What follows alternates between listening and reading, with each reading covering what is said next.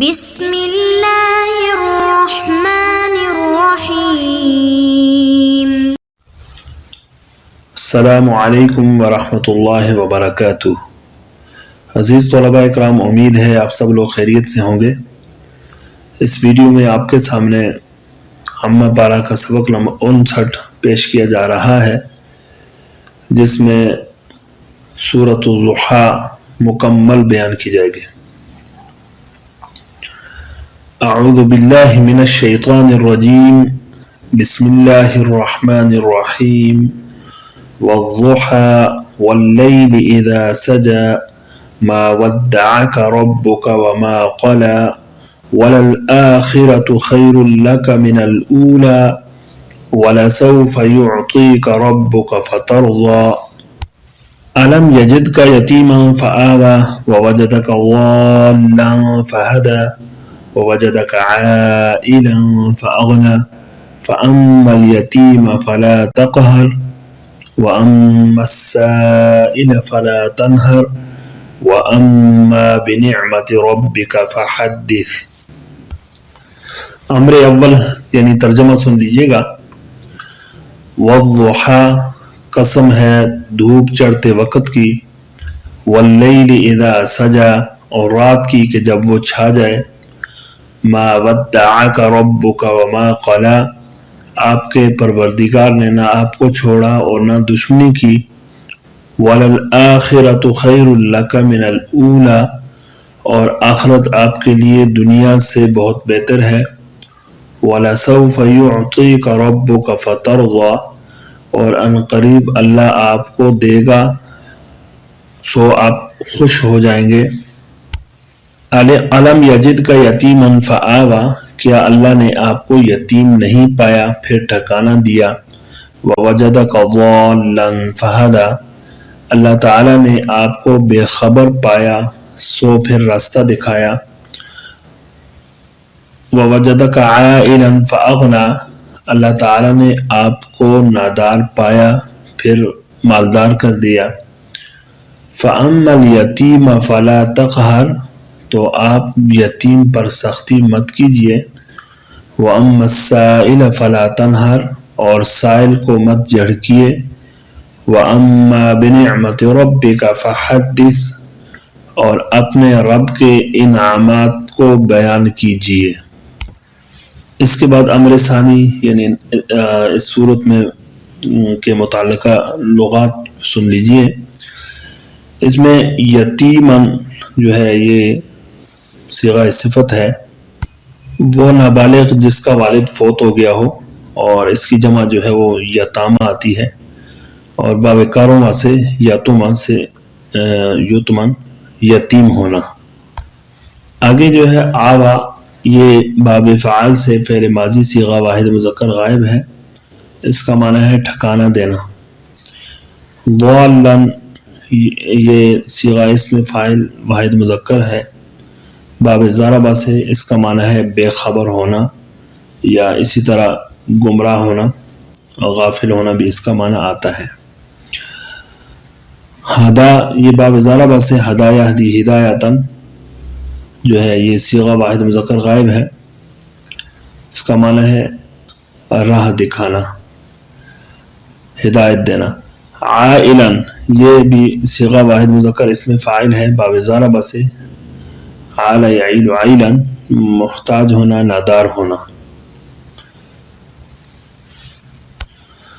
لا تقہر یہ فعل نہیں ہے، صیغہ واحد مذکر ہے، اور باب فتح سے قہر یقہر مغلوب کرنا، سختی کرنا۔ لا تنہر یہ بھی صیغہ نہیں واحد مذکر حاضر، باب فتح سے کسی کو جھڑکنا، ڈانٹنا۔ حدث یہ باب تفعیل سے صیغہ جو ہے امر حاضر واحد مذکر، اور حدث کا معنی ہے بیان کرنا، اظہار کرنا۔ امر ثالث یعنی تفسیر۔ سب سے پہلے ماقبل سے ربط سن لیجیے گا۔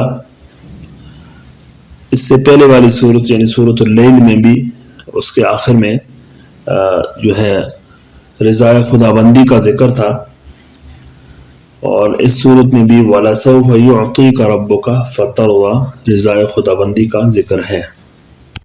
مقابل والی صورت کی ابتدا جو ہے وہ واللیل قسم کے ساتھ کی گئی تھی، اور اس صورت میں بھی جو ہے والضحیٰ واللیل اذا سجا، ضحیٰ کی بھی قسم ہے اور اس کے بعد لیل کی قسم بھی کھائی گئی ہے۔ اس کے بعد اس صورت کا شان نزول سن لیجیے گا۔ مفسرین نے کئی شان نزول اس کے، کئی واقعے اس کے شان نزول میں نقل کیے ہیں، لیکن دو جو ہے وہ بہت زیادہ معروف ہیں۔ ان میں سے ایک یہ ہے کہ ایک مرتبہ رسول اللہ صلی اللہ علیہ وسلم کچھ بیمار ہو گئے اور ایک دو رات جو ہے وہ تہجد کے لیے نہ اٹھ سکے، تو ابو لہب کی بیوی ام جمیل آئی اور آپ صلی اللہ علیہ وسلم کو طعنہ دیا کہ نعوذ باللہ محمد کے شیطان نے اسے چھوڑ دیا ہے اور اس سے ناراض ہو گیا ہے۔ اور دوسرا واقعہ جو آتا ہے اس میں کہ آپ صلی اللہ علیہ وسلم سے جو ہے کچھ دن وہی منقطع ہو گئی، وہی آنا بند ہوگی، تو مشرکین مکہ نے آپ صلی اللہ علیہ وسلم کو طعنہ دینا شروع کر دیا کہ آپ کے رب نے آپ کو چھوڑ دیا ہے۔ تو یعنی ان محمدن قد ودعہ ربہ، کہ محمد کے رب نے اسے چھوڑ دیا ہے، تو اس پر یہ صورت نازل ہوئی۔ والضحیٰ، تو اس آیت میں اللہ تعالیٰ نے جو ہے وہ ضحیٰ کی قسم کھائی ہے۔ اب ضحیٰ سے کیا مراد ہے، اس میں مفسرین کی کئی اقوال ہیں۔ ایک قول یہ ہے کہ اس سے جو ہے وہ چاشت کا وقت مراد ہے، اور دوسرا قول مفسرین کا یہ ہے کہ اس سے ضحیٰ سے پورا دن مراد ہے، اس لیے کہ پورے دن میں جو ہے وہ روشنی مکمل ہوتی ہے۔ اور اس میں تیسرا قول یہ ہے کہ ضحیٰ سے مراد آپ صلی اللہ علیہ وسلم کا چہرہ انور ہے، اور لیل سے مراد آپ صلی اللہ علیہ وسلم کے موئے مبارک ہیں۔ واللیل اذا سجا، یہ دوسری قسم ہے رات کی جب وہ چھا جائے۔ سجا کا ایک معنی چھا جانے کے آتا ہے اور دوسرا معنی قرار پکڑنے کے، تو یہ دونوں احتمال بھی ہو سکتے ہیں کہ رات جو ہے جب وہ اس وقت چھاتی ہے کہ جب روشنی مکمل طور پر ختم ہو جاتی ہے اور رات کا ابتدا گزر جاتی ہے، اور دوسرا اگر سکون و قرار مراد ہو تو وہ بھی جو ہے وہ جب رات کا اندھیرا خوب چھا جاتا ہے اور اندھیرا ٹھہر جاتا ہے تو اس وقت ہر طرف سکون بھی پھیل جاتا ہے۔ ما ودعک ربک وما قلی، یہ جو ہے جواب قسم ہے، تو اس کا مقصد یہ ہے کہ آپ وحی کے منقطع ہونے سے جو ہے اور اسی طرح ان کفار کے پروپیگنڈے سے آپ غمگین نہ ہو۔ آپ کے رب نے جو ہے وہ آپ سے نہ کوئی دشمنی کی ہے اور نہ آپ سے ناراض ہوئے ہیں۔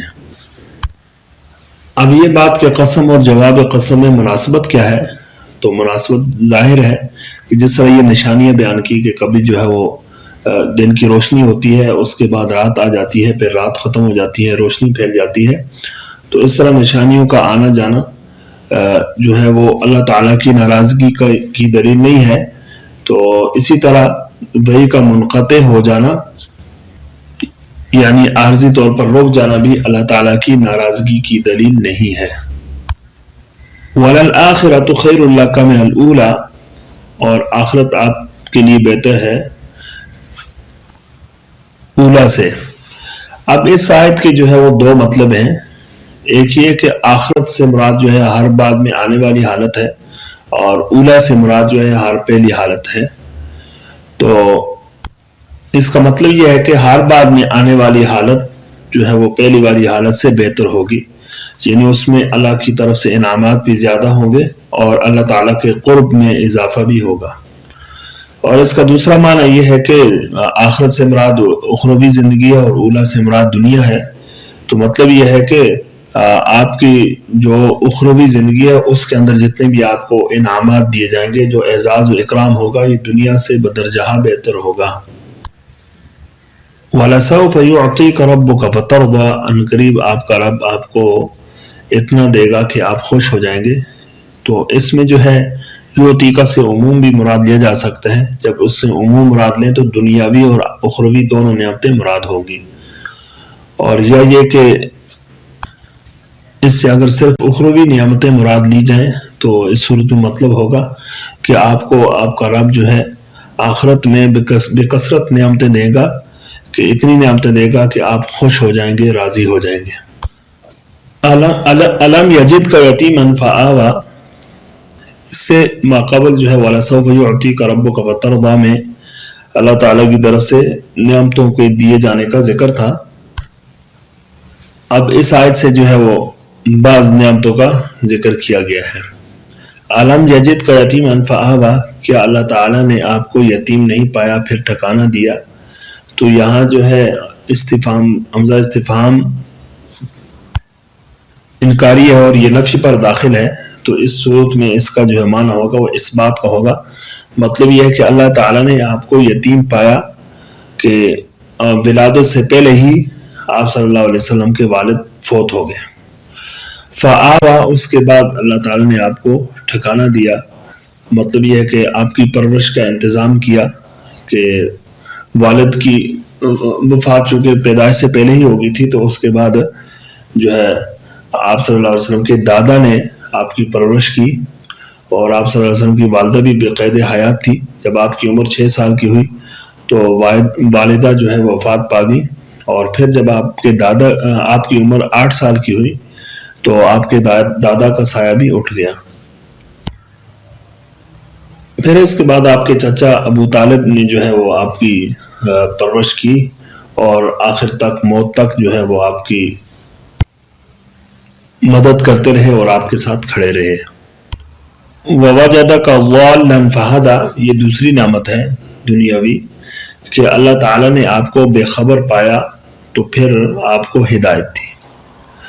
ضال کے کئی معنی آتے ہیں، یہ ناواقف، بے خبر، اور ایک معنی گمراہ کا بھی آتا ہے، لیکن وہ معنی جو ہے یہاں کرنا ٹھیک نہیں ہے. آپ صلی اللہ علیہ وسلم کی جو ہے وہ بے ادبی ہے. تو یہاں پر جو ہے ناواقفیت یا بے خبری والا معنی کیا جائے گا، جس کی تائید جو ہے وہ قرآن مجید کی ایک دوسری آیت سے بھی ہوتی ہے، ما کنت تدری مل کتاب ولا الایمان، یعنی وہی آنے سے پہلے آپ کو کتاب کے بارے میں یا ایمان کے بارے میں معلومات نہیں تھی، پھر اللہ تعالیٰ نے آپ کو علم وحی نصیب کیا تو یہ سارے علوم آپ کو عطا کیے. ہاں یہ بھی واضح ہو کہ اس میں مطلقاً ایمان کی جو ہے وہ نفی بھی نہیں ہے، چونکہ آپ صلی اللہ علیہ وسلم وحی سے پہلے بھی شریعت ابراہیمی کے مطابق جو جا کر خلوت میں بیٹھتے تھے اور عبادت کیا کرتے تھے. وَوَجَدَكَ عَائِلًا فَأَغْنَىٰ، کہ آپ کو نادار پایا پھر غنی کر دیا. آپ صلی اللہ علیہ وسلم کے والد جو ہے وہ آپ کی پیدائش سے پہلے ہی فوت ہو گئے تھے، کوئی جائیداد وغیرہ نہیں چھوڑی تھی، تو اس لیے آپ صلی اللہ علیہ وسلم کا بچپن جو ہے وہ غربت میں گزرا. لیکن پھر جب آپ جوان ہوئے تو آپ حضرت خدیجہ رضی اللہ تعالیٰ کا مال تجارت وہ لے کر گئے اور تجارت کی، اس میں خوب نفع ہوا. اور پھر جو ہے حضرت خدیجہ رضی اللہ تعالیٰ سے جب آپ نے نکاح کیا تو اللہ تعالیٰ نے سارا مال آپ کے لیے کر دیا. فَأَمَّا الْيَتِيمَ فَلَا تَقْهَرْ، اس سے پہلے گزشتہ جو ہے آیات کے اندر 3 انعامات کا ذکر تھا. اب یہاں سے شکریہ ادا کرنے کے لیے 3 چیزوں کا ذکر ہو رہا ہے. فَأَمَّا الْيَتِيمَ فَلَا تَقْهَرْ، تو فرمایا کہ جب آپ کا حال یہ تھا کہ آپ بھی یتیم تھے اور اللہ تعالیٰ نے آپ کو پھر ٹھکانہ دیا اور آپ کی پرورش کا انتظام کیا، تو آپ بھی جو ہے وہ یتیم پر سختی مت کیجیے. وَأَمَّا السَّائِلَ فَلَا تَنْهَرْ، اور سائل کو مت جھڑکیے، یعنی آپ بھی جو ہے نادار تھے، اللہ تعالیٰ نے آپ کو نعمتیں دی، مال دیا، تو جب سائل آپ کے پاس آ جائے اس کو بھی مت جھڑکیے. وَأَمَّا بِنِعْمَةِ رَبِّكَ فَحَدِّثْ، آپ کے رب نے آپ پر جو نعمتیں کی ہیں ان کو بیان کیجیے. مطلب یہ ہے کہ اللہ تعالیٰ کی نعمتوں کو لوگوں کے سامنے بیان کرنا بھی یہ ایک طرح کا شکر ہے. ہمارے اوپر بھی اللہ تعالیٰ نے جو جو انعامات کیے ہیں ہمیں بھی بیان کرنے چاہیے، لیکن اس میں شرط یہ ہے کہ بیان کرتے وقت متکبرانہ انداز نہیں ہونا چاہیے، صرف اس میں اللہ تعالیٰ کی نعمتوں کا اظہار مقصود ہو۔ اس کے بعد امر رابع آیات کی ترکیب سن لیجیے گا۔ وَالضُّحَىٰ وَاللَّيْلِ إِذَا سَجَىٰ، واو قسمیہ جارہ ہے، الضحیٰ معطوف علیہ، واو عاطفہ ہے، اور واللیل اذا سجا، اللیل جو واو قسمیہ جارہ ہے اور بلکہ واو عاطفہ ہے، اور اللیل ذوالحال ہے، اور یہاں پر کائن انشبہ فعل محذوف مانیں گے، اور اذا بمعنی حین مضاف ہے، سجا فعل فاعل یہ مضاف الیہ، پھر مضاف الیہ مل کر یہ مفعول فی ہوا، کائن انشبہ فعل کی کائن انشبہ فعل اپنے شبہ فعل اور مفعول فی سے مل کر یہ حال ہوا ذوالحال کے لیے، پھر حال ذوالحال مل کر یہ معطوف ہو جائے گا الضحیٰ معطوف کے لیے، پھر معطوف علیہ مل کر مجرور، پھر جار مجرور مل کر اقسم فعل مخصوص کے ساتھ متعلق ہو کر قسم۔ ما ودعک ربک وما قلی، ما نافیہ ہے، یہ قسم کے جواب میں ودع فعل ہے، کاف ضمیر جو ہے یہ مفعول بھی ہے، ربک مضاف الیہ مل کر فاعل، اور فعل اپنے فاعل مفعول بھی سے مل کر معطوف علیہ، اور آگے ما قلی جو ہے ما نافیہ، قلی فعل ہے، اور کاف ضمیر مفعول بھی محذوف اور ضمیر اس کا فاعل ہے۔ قلا فعل اپنے فاعل اور مفعول بھی سے مل کر یہ معطوف، پھر معطوف علیہ مل کر یہ جواب قسم ہو گیا۔ وَلَلْآخِرَةُ خَيْرٌ لَكَ مِنَ الْأُولَىٰ، واو استنافیہ ہے، لام تاکید کے لیے، الآخرۃ مبتدا، خیر شبہ فعل، لَكَ بھی متعلق اول آ گیا، اور من الأولیٰ یہ متعلق ثانی، تو یہ خیر شبہ فعل اپنے دونوں متعلقوں سے مل کر یہ خبر ہوئی مبتدا کی، مبتدا خبر مل کر جملہ اسمیہ خبریہ ہوا۔ وَلَسَوْفَ يُعْطِيكَ رَبُّكَ فَتَرْضَىٰ، جو لام جو ہے تاکید کے لیے، سوف حرف استقبال ہے، یعطی فعل ہے، اور کاف ضمیر مفعول اول ہے، مفعول ثانی محذوف ہے، ربک مضاف الیہ مل کر فاعل، پھر فعل اپنے فاعل ان دونوں مفعولوں سے مل کر جملہ فعلیہ ہو کر معطوف علیہ، فترضیٰ یہ معطوف ہے، معطوف علیہ مل کر جملہ معطوفہ مستانفہ ہوا۔ أَلَمْ يَجِدْكَ يَتِيمًا فَآوَىٰ وَوَجَدَكَ ضَالًّا فَهَدَىٰ وَوَجَدَكَ عَائِلًا فَأَغْنَىٰ، حمزہ استفہام ہے، لم یجد فعل ہے، اور وہ ضمیر اس کا فاعل، اور کاف ضمیر مفعول بھی اول، یتیماً مفعول بھی ثانی، فعل اپنے فاعل اور دونوں مفعولوں سے مل کر جملہ انشائیہ ہو کر معطوف علیہ، فا عاطفہ، اور آگے آوا فعل ہے، ہوا ضمیر مستتر اس کا فاعل ہے، پھر فاعل مل کر معطوف، پھر معطوف علیہ مل کر دوبارہ جو ہے یہ معطوف علیہ ہوا، اور وَوَجَدَكَ ضَالًّا فَهَدَىٰ یہ معطوف اول ہے، وَوَجَدَكَ عَائِلًا فَأَغْنَىٰ یہ معطوف ثانی ہے۔ آگے دیکھیے گا فَأَمَّا الْيَتِيمَ فَلَا تَقْهَرْ وَأَمَّا السَّائِلَ فَلَا تَنْهَرْ وَأَمَّا بِنِعْمَةِ رَبِّكَ فَحَدِّثْ، فا استنافیہ ہے، اما حرف شرط و تفصیل ہے، اور الیتیم مفعول بھی مقدم ہے لا تقہر فعل کے لیے، اور فا جو ہے یہ اما کے جواب میں ہے، لا تقہر فعل نہیں ہے، انت ضمیر مستتر اس کا فاعل ہے، اور یہ اپنے مفعول بھی مقدم سے مل کر جملہ فعلیہ انشائیہ ہو کر معطوف علیہ، اور اما السائل فلا تنہر یہ معطوف اول ہو جائے گا۔